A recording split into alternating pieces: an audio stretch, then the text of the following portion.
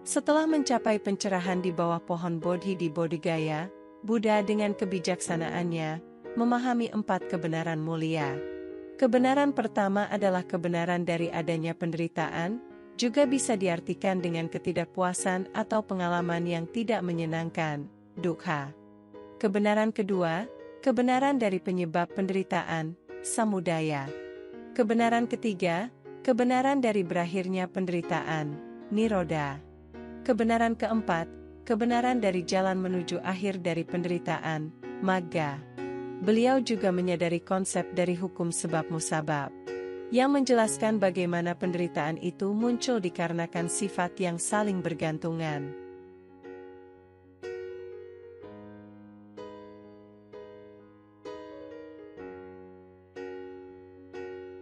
Setelah mencapai pencerahan, Sang Buddha menghabiskan beberapa minggu di sekitar pohon Bodhi, berada dalam kondisi kebahagiaan dari pembebasan.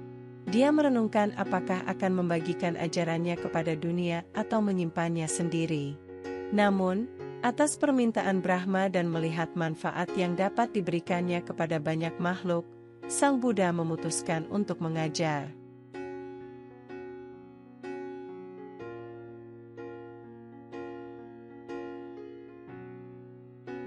Buddha melakukan perjalanan ke Taman Rusa Isipatana di Sarnath, dekat Varanasi. Setelah tiba di Sarnath, Buddha bertemu dengan 5 orang pertapa yang telah berlatih bersamanya sebelum mencapai pencerahan.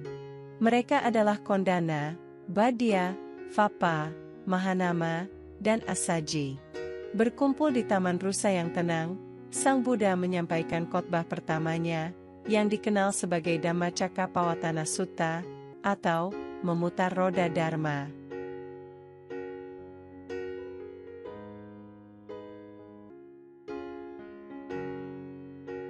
Ini menandai awal pengajarannya. Dalam khotbah ini, beliau membabarkan 4 kebenaran mulia dan 12 mata rantai sebab musabab yang saling bergantungan. Memperkenalkan dunia pada jalan menuju lenyapnya penderitaan dan pencapaian pencerahan.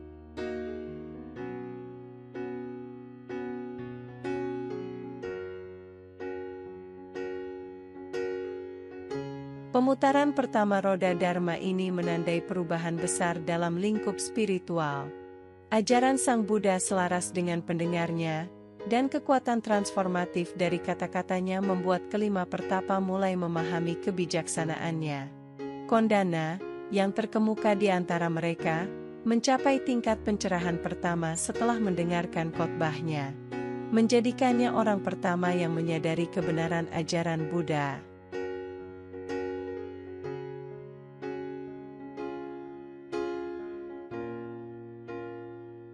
Inti dari perputaran roda Dharma pertama, menekankan pada sifat ketidakkekalan dan ketidakpuasan dari hal-hal yang bersifat duniawi, menyoroti siklus kelahiran, kematian, dan kelahiran kembali.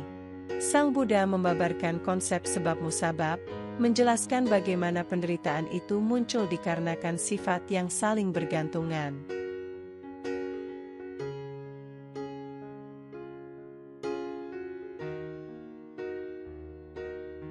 Dampak dari perputaran roda Dharma pertama bergema jauh melampaui Taman Rusa Isipatana. Ajarannya menyebar dengan cepat, mendapatkan pengikut dari berbagai lapisan masyarakat. Sang Buddha mempunyai kemampuan untuk menjalin koneksi dengan individu dari berbagai latar belakang. Melampaui golongan kasta di masyarakat, memfasilitasi pertumbuhan komunitas spiritual yang dikenal sebagai Sangha. Sangha akan memainkan peran penting dalam melestarikan, mempraktikkan, dan menyebarkan ajaran Buddha. Selama 45 tahun berikutnya, Sang Buddha melakukan perjalanan secara ekstensif, memberikan ajaran dan membimbing makhluk yang tak terhitung jumlahnya dari berbagai latar belakang menuju pencerahan.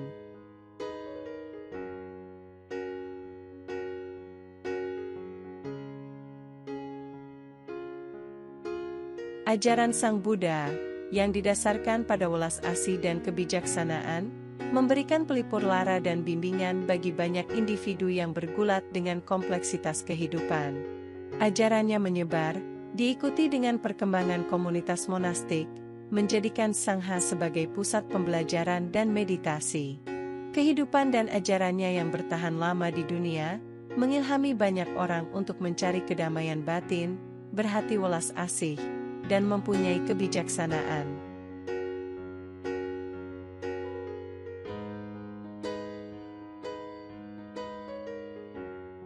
Warisan dari pemutaran roda Dharma pertama bertahan hingga hari ini.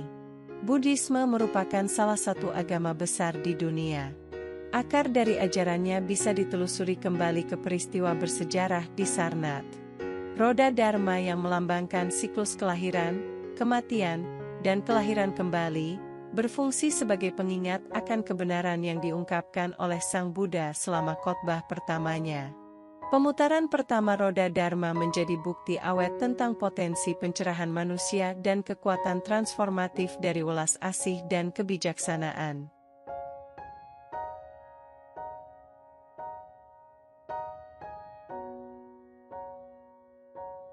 Kisah perjalanan Siddhartha dari pangeran menjadi Buddha, dari makhluk biasa hingga pencerahan, berfungsi sebagai pengingat setia akan potensi manusia dalam mengatasi penderitaan dan menemukan pembebasan melalui jalan kebijaksanaan dan welas asih.